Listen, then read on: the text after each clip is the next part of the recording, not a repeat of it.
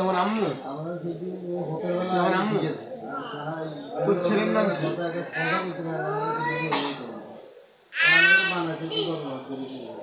তোর ছেলের নাম আব্দুল আজিজ।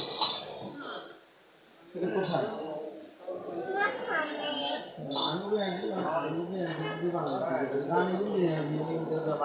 বাজারে কেন আসছো?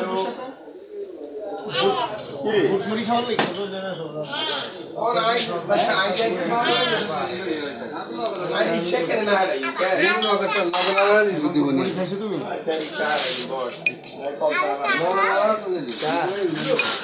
আমি চা খাবো না।